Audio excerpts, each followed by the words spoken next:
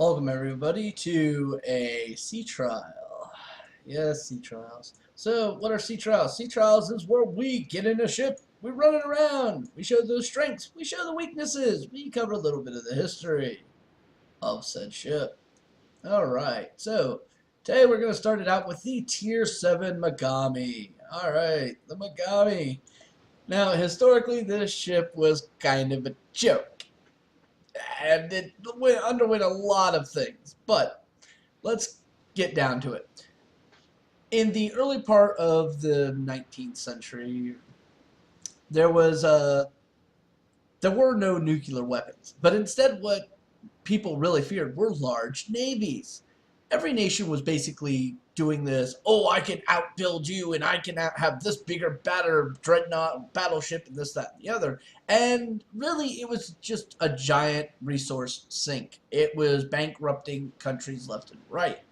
But if you didn't do this, then you would not be able to contend with the power that another nation could exert on you. So you were damned if you did, and you were damned if you didn't. So to help rectify this, several nations got together and proposed certain naval treaties to kind of limit the production and, set some standards. What this led to was the Washington Treaty, the First London Treaty, and the Second London Treaty. All right, now that we've got that out of there, which, by the way, if you haven't realized this, those treaties were basically like the non-nuclear proliferation treaty of that age.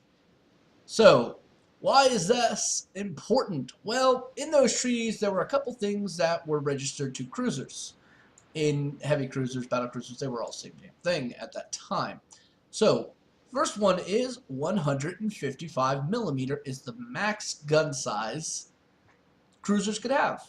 And this ship started with 155s. It started with 15 of them.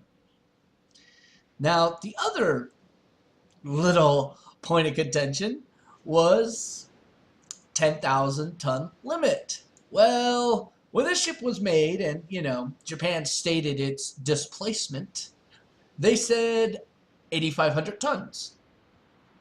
The Admiralty of the British Navy looked at the design specs. They looked at some things, and when they saw that, they made a statement, which was pretty much, these guys are either lying or that ship is made out of cardboard.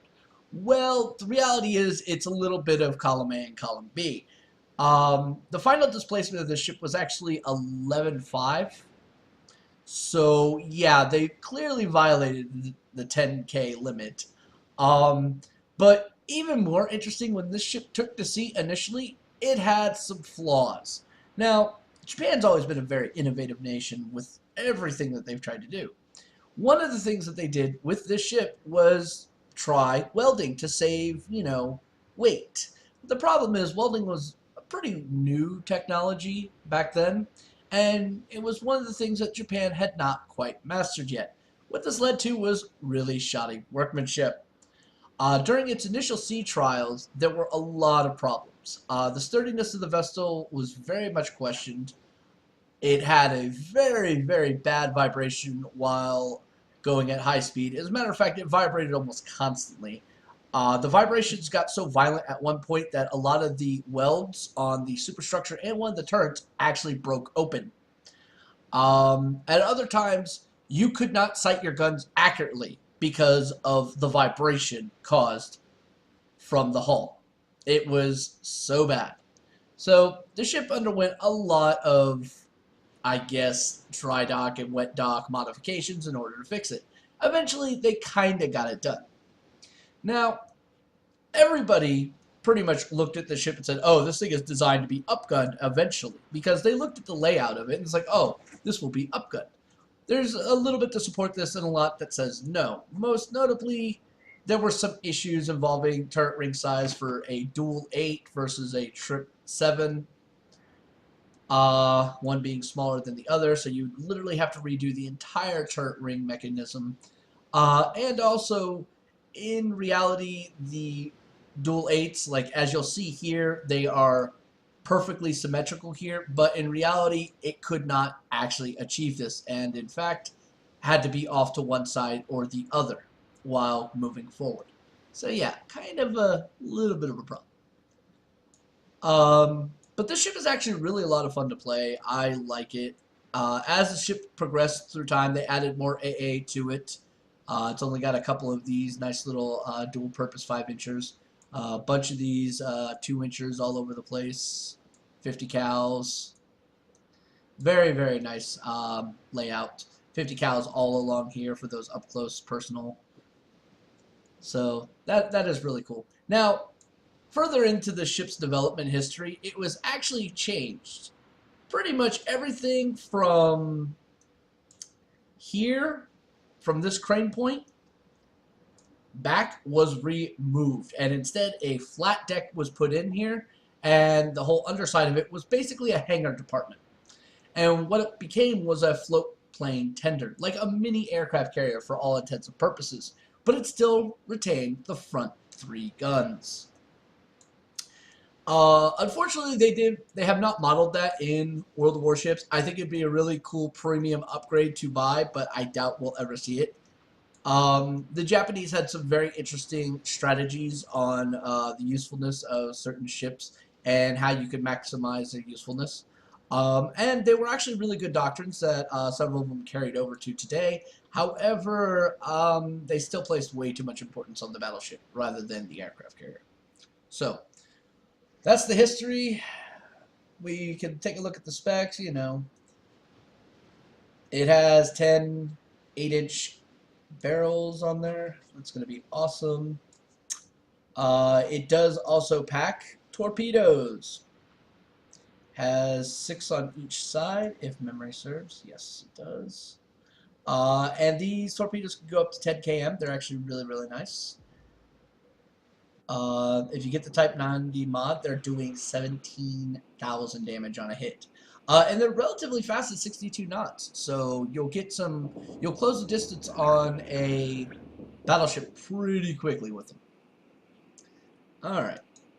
Now, in playing the ship, I've discovered that it is not a frontline brawler like some ships. It is a definite fleet support ship, mostly for adding extra AA to the battleship lines, as well as laying down supportive fire with them to basically knock out those big targets quicker than they can knock out your battleship.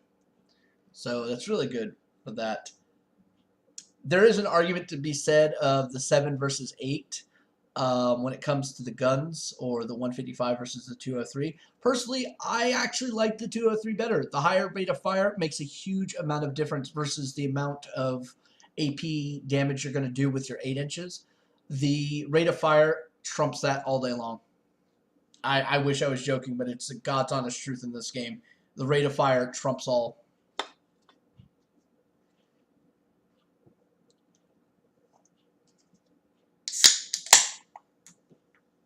Alright, so we should be loading this up here shortly.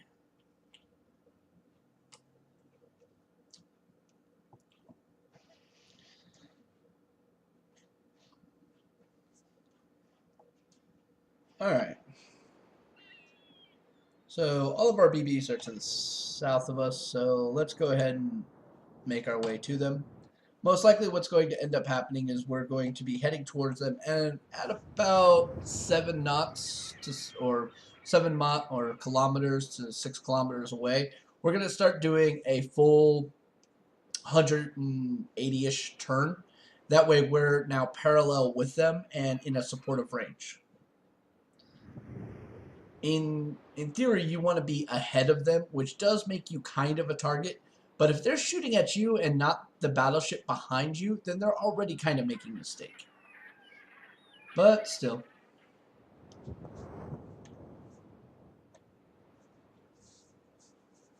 Alright, we're just going to widen our turn slightly here so we can not have to worry about this Cleveland just ramming us into the side.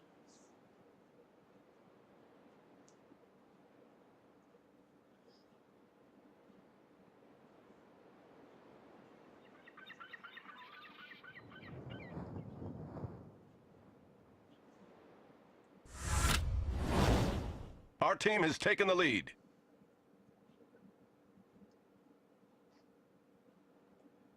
Alright, so right now A is about to get very, very heavy, is one way of putting it. Alright, so our cruiser lines are actually moving in a very interesting formation straight into B. That's quite interesting, actually. So as we're getting within the range I specified, we're going to start making a turn. Luckily, it's only going to be about 100 degrees to the port. Yeah.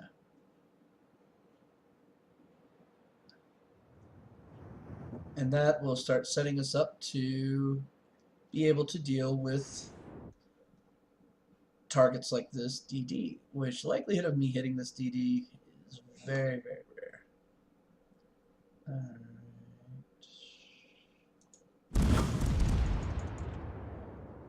That's probably going to come just short, or he's going to turn to miss it. Yeah. All right. The enemy team has taken the lead. See, here's that thing. Aim for the CA and miss the BB.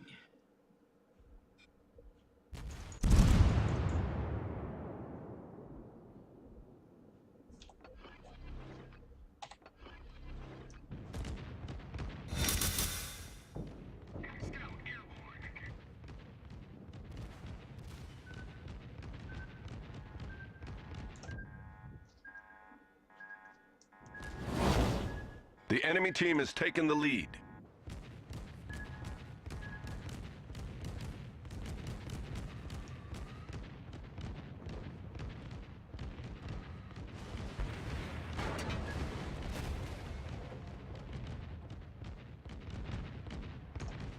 Now you'll notice the AA is kind of underwhelming here with this ship. What you would expect differently when you look at all the possible AA mounts on this ship. You would think it would do better.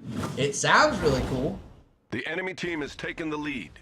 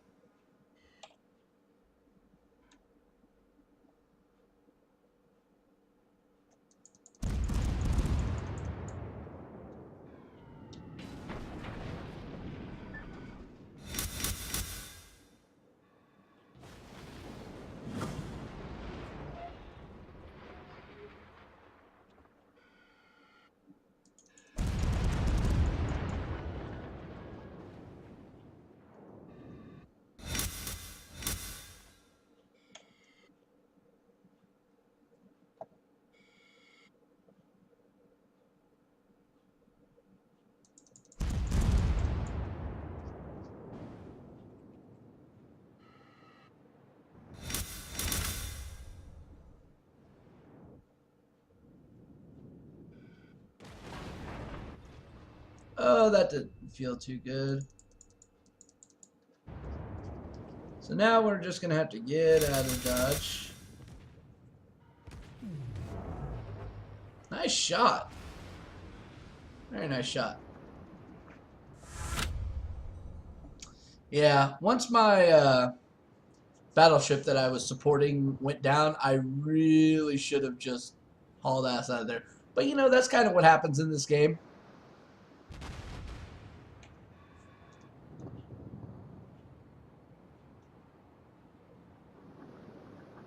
We did help weaken him. We did help take a point. And that's technically what we're supposed to do. We're not meant as the, hey, we're going to, you know, own this map. We're, in all honesty, more of a vulture classification of ship than anything else. We support and we hunt the weak.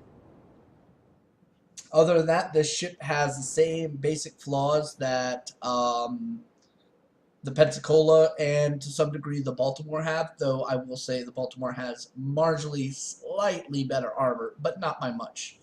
The weakness of the ship is very much historically accurate in every single way, shape, or form.